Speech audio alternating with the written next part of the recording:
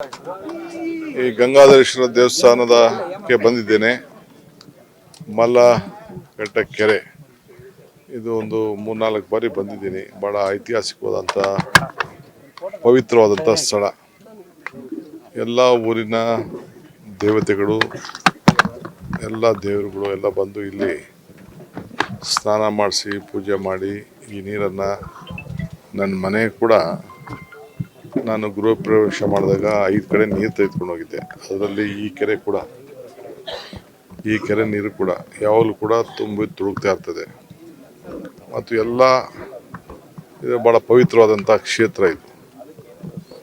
So ಭಾಳ ಚೆನ್ನಾಗಿ ನಾನು 25 ವರ್ಷದಿಂದ ನಾನು ಗಮನಿಸ್ತಾ ಇದ್ದೀನಿ ಈ ಜಾಗನ. ಸೊ ನನಗೆ ಭಾಳ ಈ ಜಾಗಕ್ಕೆ ಬಂದರೆ ಭಾಳ ನೆಮ್ಮದಿ, ಸಂತೋಷ ಎಲ್ಲ ಕೂಡ ಸಿಗ್ತಾ ಇದೆ. ಇವತ್ತು ಹಿಂದೆ ಆದರೆ ನಾನು ಸುಮಾರು ಹಿಂದೆ ಎಲ್ಲ ಈ ಭಾಗದಲ್ಲಿ ಸುಮಾರು ಹೆಚ್ಚು ಕಮ್ಮಿ ಒಂದು 35 ಕೋಟಿ ರೂಪಾಯಿ ವಿವಿಧ ಕಾಮಗಾರಿಗಳನ್ನು ಈಗಾಗಲೇ ತೆಗೆದುಕೊಂಡಿದ್ದೇವೆ.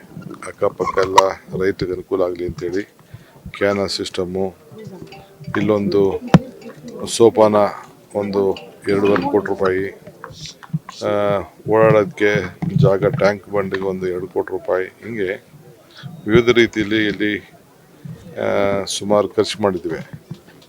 ಗೆಸ್ಟ್ ಹೌಸು ಮತ್ತೊಂದೆಲ್ಲ ಇಲ್ಲಿಂದ ಕೂಡ ನಾವು ಮಾಡ್ಕೊಂಡು ಬಂದಿದ್ದೇವೆ. ಈಗೂ ಕೂಡ ನಾನು ಈ ಸ್ಥಳೀಯ ಸಮಿತಿಯವರು ಮತ್ತು ನಮ್ಮ